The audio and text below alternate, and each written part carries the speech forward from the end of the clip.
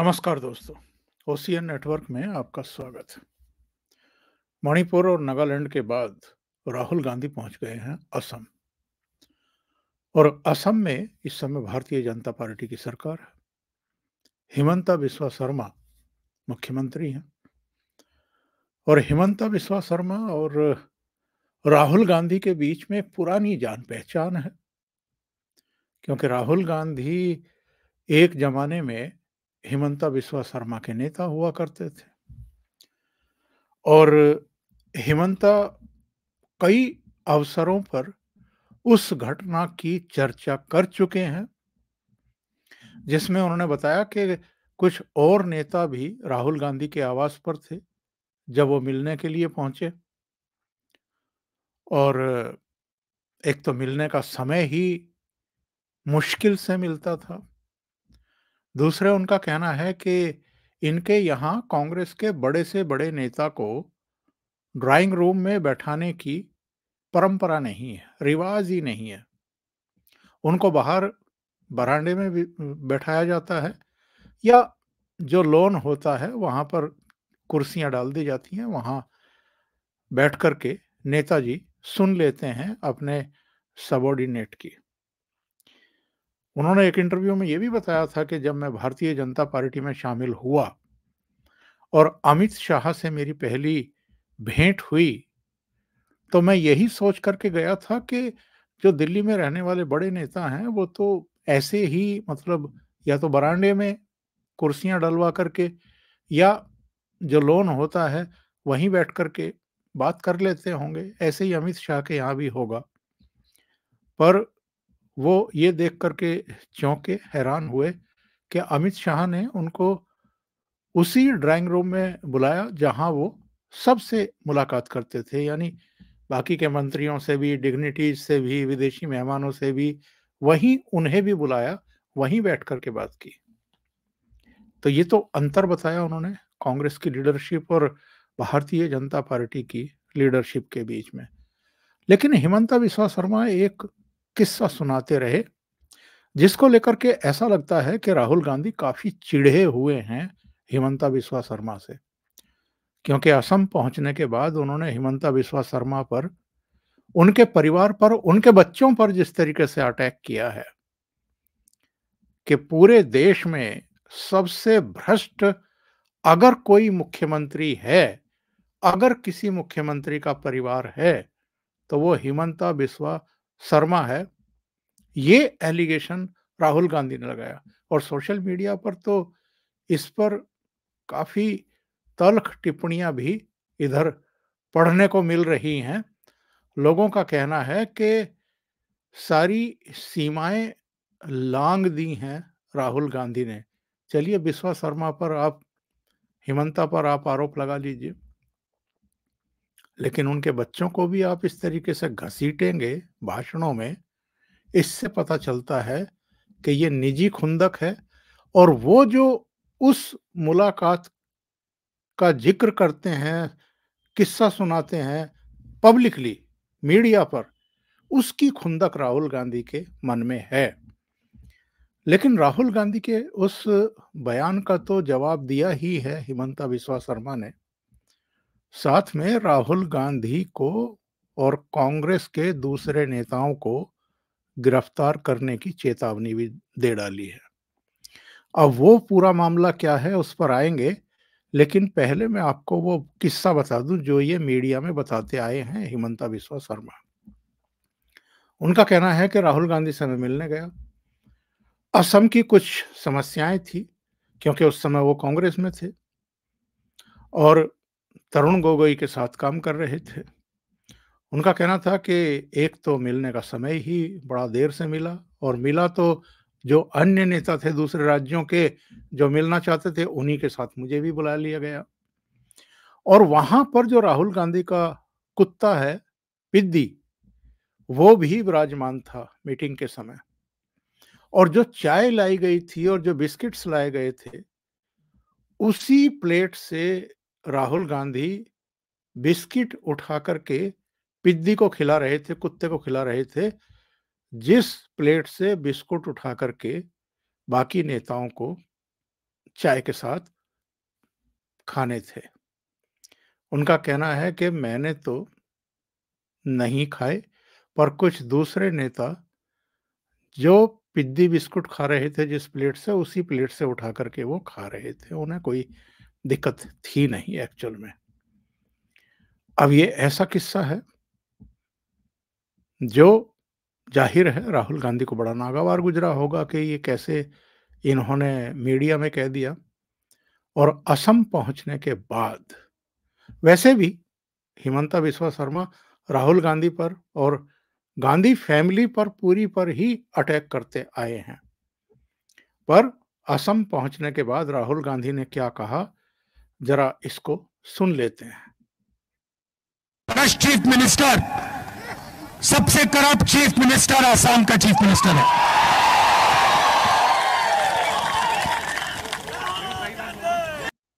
और जब ये तालियां बज रही हैं, नारेबाजी हो रही है, तो याद रखिए ये जो लोग वहां आए हैं वो कांग्रेस के कार्यकर्ता हैं, संगठन के पदाधिकारी हैं और इनके समर्थक हैं। ये भारतीय जनता पार्टी के कार्यकर्ता नहीं है, हिमंता बिस्वा शर्मा के समर्थक नहीं है। सुनिए। सही बात बोली।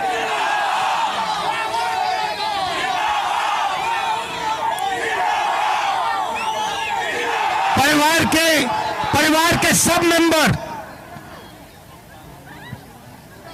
चाहे बच्चे हो, वो स्वयं हो, उनकी बीवी हो, कोई ना कोई करप्शन में सबके सब लगे हुए एक साथ। और वो सोचते हैं, देखिए, वो सोचते हैं कि पैसे से पूरी असम की जनता को खरीदा जा सकता है। क्योंकि उनको पैसे से खरीदा जा सकता है, इसलिए वो सोचते हैं कि पूरी असम की जनता को पैसे का खरीदा जा सकता है। असम की जनता पैसे से नहीं खरीदी जा सकती, कोई कीमत ही नहीं है। राहुल गांधी जिस तरह की लैंग्वेज का यूज कर रहे हैं कि इनके परिवार के बच्चे भी भ्रष्टाचार में लगे हुए हैं, ये सीधे सीधे एक और मानहानि का, आपराधिक मानहानि का केस बनता है। और आपको याद होगा एक बार मनीष सिसोदिया ने झोंक में आकर या किस वजह से इन पर, इनकी पत्नी पर भ्रष्टाचार में लिप्त होने का एक आरोप लगा दिया था और उसके बाद हिमंता बिस्वा शर्मा ने उनको कोर्ट में खींच लिया था, उनको नोटिस भिजवा दिया था कि जो आरोप आप लगा रहे हैं इसको साबित करिए। इसका जवाब हिमंता बिस्वा शर्मा ने दे दिया। वैसे सुनिए क्या कहा उन्होंने। मेरा हिसाब में तो देश का सबसे भ्रष्ट परिवार ही गांधी परिवार है। ये देश में बोफोर्स से लेकर भोपाल गैस कांड का एंडरसन को भगाने से जितना देश का सबसे भ्रष्ट परिवार है, सबसे भ्रष्ट परिवार ही गांधी परिवार है। खाली अब भ्रष्ट नहीं, डुप्लीकेट भी है। उनका तो फैमिली नाम गांधी है ही नहीं, अपना डुप्लीकेट नाम लेके घूम रहा है। तो जैसे डुप्लीकेट लाइसेंस होने से तो मैं पकड़ लेता था, लेकिन डुप्लीकेट टाइटल लेने से क्या परिणाम होता है मैं नहीं जानता, इसीलिए वो घूम रहा है। एक तो न्याय यात्रा न हो, एक तो मिया यात्रा, एक तो कोनो न्याय यात्रा हुआ नहीं। য'ত য'ত মিয়া থাকিব তাতে মানুহ হ'ব, য'ত য'ত মিয়া নাই তাতে মানুহ নহ'ব। গতিকে মোৰ দৃষ্টিত এইটো ন্যায় যাত্ৰা নহয়, এইটো মিয়া যাত্ৰা। सर मिया यात्रा मतलब मुसलमान, इसमें क्या बोलो। हिमंता ने कहा कि सबसे भ्रष्ट परिवार इस देश का अगर कोई है तो वो नेहरू गांधी परिवार ही है। दूसरी बात उन्होंने कही है कि न्याय यात्रा नहीं है, ये मिया यात्रा है। मिया यात्रा मतलब मुस्लिम जो हैं वो इनके रोड शो में, इनकी सभाओं में आ रहे हैं और उन्हीं को ये बुला भी रहे, जो बाकी की जनता है वो आ ही नहीं रही है। नंबर 2, असदुद्दीन ओवैसी ने क्या कहा है, जरा सुनिए। असदुद्दीन ओवैसी ने राहुल गांधी के खानदान पर एक बयान दिया है और याद रखिए तेलंगाना में इस समय असदुद्दीन ओवैसी के मित्र केसीआर की सरकार नहीं है, कांग्रेस की सरकार है। इसके बावजूद उनका जो हमला राहुल गांधी पर हुआ है, जरा उसको सुनते हैं। यूं कह रहा हूं कि भाड़ में जाए तुम्हारा खानदान और पानदान। ये नया देश है, कोई भी अपने बाप दादा के नाम पर नहीं जी सकता। इस देश में काम करना पड़ता है। असदुद्दीन ओवैसी। और जो मैं आपको शुरू में बता रहा था कि हिमंता बिस्वा शर्मा ने राहुल गांधी को और कांग्रेस के जो उनके आयोजक हैं इस न्याय यात्रा के, जिसको वो मिया यात्रा बता रहे हैं, उन आयोजकों को भी क्या चेतावनी दी है, जरा सुन लेते हैं। उन्होंने गिरफ्तारी की चेतावनी दे दी है। और ये गिरफ्तारी की चेतावनी क्यों दी है? उन्होंने कहा है कि एक तो शहर के भीतर से उनकी ये यात्रा जाने की हम इजाजत नहीं देंगे। वो वैकल्पिक मार्ग तय करें और बताएं और उसकी परमिशन लें। और अगर मना करने के बावजूद बिना परमिशन के उन्होंने शहर के भीतर से ये यात्रा लेकर के जाने की कोशिश की, तो वायलेशन का केस भी दर्ज होगा और गिरफ्तारी भी होगी। सुनिए क्या कहा उन्होंने। हमने बोल दिया हो कि सिटी का अंदर से नहीं जाना है, मेडिकल कॉलेज है, नर्सिंग होम है, आप ऑल्टरनेटिव रास्ता जो भी आप मांगेगा हम आपको अनुमति दे दूंगा। लेकिन आप सिटी का अंदर से ही जाने का जेट करेगा तो मैं कोई पुलिस का व्यवस्था नहीं करूंगा।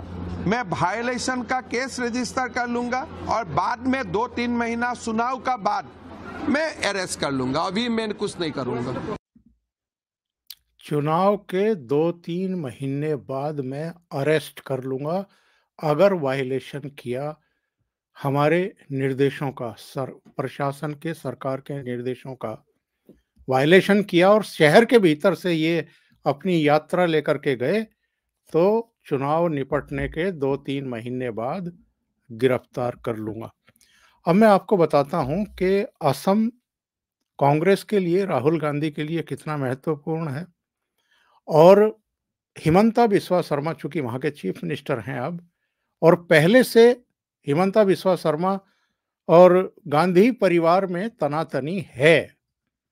ये टेंशन हमें दिखाई देती है अलग अलग समय पर, हिमंता के बयानों से भी, और राहुल गांधी ने जिस तरीके से रिएक्ट किया है आज असम पहुंच करके उन पर और उनके परिवार के सदस्यों पर, बच्चों पर अटैक किया है कि सब भ्रष्टाचार में लिप्त है। तो ये जो पॉलिटिकल बैटल है एक्चुअल में क्यों है, ये जरा हमें समझने की जरूरत है। असम में कुल 14 लोकसभा सीट हैं और मैं लोकसभा सीटों से चर्चा इसलिए शुरू कर रहा हूं कि 2 महीने के भीतर ही लोकसभा चुनाव की अधिसूचना जारी हो जाएगी, घोषणा हो जाएगी। और ऐसे समय राहुल गांधी अकेले असम में ही 8 दिन बिताने वाले हैं और 17 जिलों को कवर करने वाले हैं। कुल मिलाकर के 835 किलोमीटर की यात्रा तो अकेले वो असम के जिलों में ही करने वाले हैं और 23 को गुवाहाटी पहुंचेंगे। 2016 में कांग्रेस के शासन का अंत किया था भारतीय जनता पार्टी ने और 2016 में भारतीय जनता पार्टी ने 86 विधानसभा सीटें जीती थी। इससे जो पहला चुनाव हुआ था 2011 का, उसमें भारतीय जनता पार्टी केवल 27 सीटें जीत पाई थी और ये जंप कितना बड़ा था बीजेपी का असम में, 59 सीटों का, 59 सीटों का, और 42% के आसपास उसको वोट मिले थे। जिस कांग्रेस को 2011 में 78 सीटें मिली थी, 126 का सदन है वहां पे, ये याद रखें। 126 के सदन में 2011 में कांग्रेस पार्टी को 78 सीटें मिली थी, वो 2016 में 26 सीटों पर सिमट गई, उसकी 52 सीटें घट गई। और जो बदरुद्दीन की पार्टी है एआईयूडीएफ, वो 13 सीटों पर सिमट गई, जिसको 2011 में 18 सीटें मिली थी, उसकी भी 5 सीटें घट गई।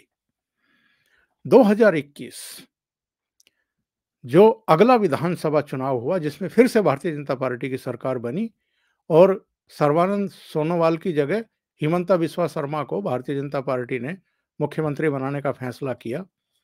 भारतीय जनता पार्टी ने 2021 के विधानसभा चुनाव में भी 71 सीटें जीती और 11 सीटें जरूर घटी उसकी, लेकिन आराम से उसने सरकार बनाई।